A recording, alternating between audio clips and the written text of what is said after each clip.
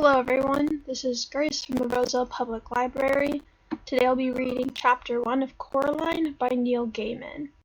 Coraline discovered the door a little while after they moved into the house.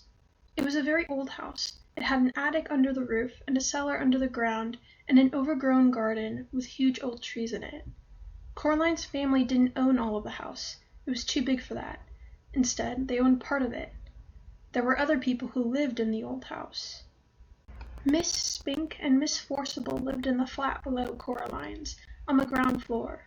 They were both old and round, and they lived in their flat with a number of aging Highland terriers, who had names like Hamish and Andrew and Jock. Once upon a time, Miss Spink and Miss Forcible had been actresses, as Miss Spink told Coraline the first time she met her. "You see, Caroline," Miss Spink said, getting Coraline's name wrong, "both myself and Miss Forcible were famous actresses in our time. We trod the boards, lovey. Oh, don't let Hamish eat the fruit cake, or he'll be up all night with his tummy." "It's Coraline, not Caroline, Coraline," said Coraline. In the flat above Coraline's, under the roof, was an old man with a big mustache. He told Coraline that he was training a mouse circus. He wouldn't let anyone see it. "One day, Caroline, when they are all ready, everyone in the whole world will see the wonders of my mouse circus. You ask me why you cannot see it now. Is that why you asked me?" "No," said Coraline quietly. "I asked you not to call me Caroline. It's Coraline." "The reason you cannot see the mouse circus," said the man upstairs, "is that the mice are not yet ready and rehearsed. Also, they refuse to play the songs I have written for them. All the songs I have written for the mice to play go oomfa, oomfa, but the white mice will only play toodle-oodle like that.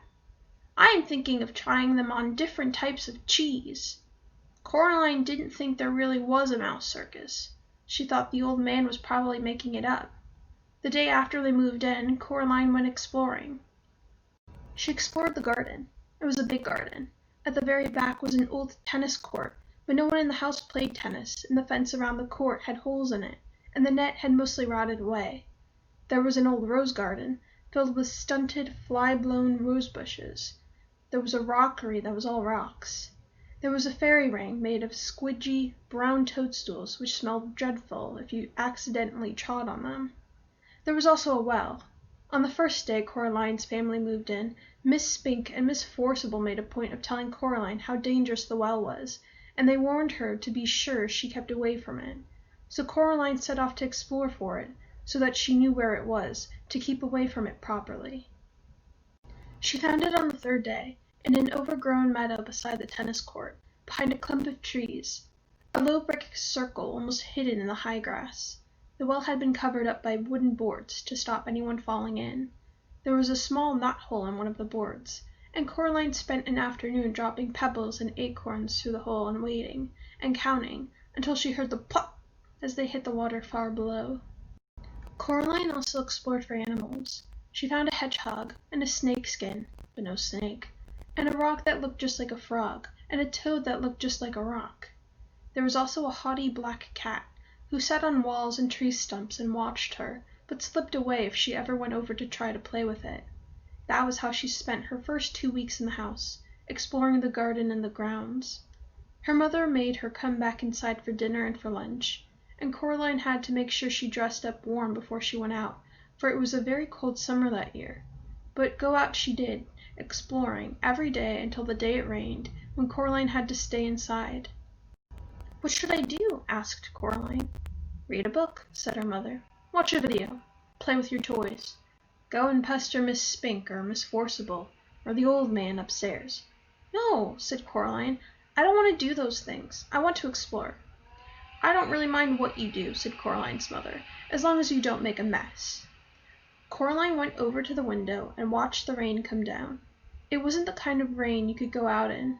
It was the other kind, the kind that threw itself down from the sky and splashed where it landed. It was rain that meant business, and currently its business was turning the garden into a muddy, wet soup. Coraline had watched all the videos. She was bored with her toys, and she'd read all her books. She turned on the television. She went from channel to channel to channel. but there was nothing on but men in suits talking about the stock market and talk shows. Eventually she found something to watch.